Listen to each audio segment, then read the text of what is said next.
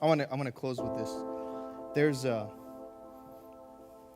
a moment that happens. It happens in the white spaces, okay?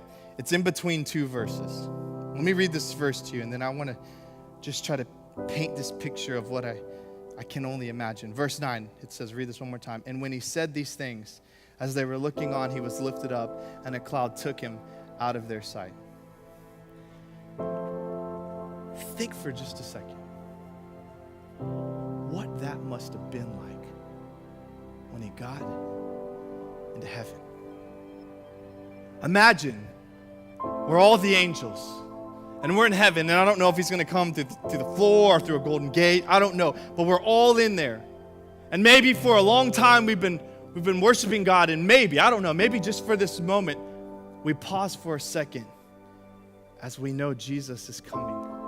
And yet here, back on earth, here are the disciples, and they just had this conversation, and all of a sudden Jesus finishes, and he leaves them with this one thing: you're to go and be my witnesses. Don't forget that. And then he begins to ascend, and as he's levitating, as he's moving up, I imagine that the angels are just there watching, crowding around, so excited because Jesus is coming, and he comes, and he raises, and he raises, and he raises, and he gets into heaven. And do you realize what happened in this moment?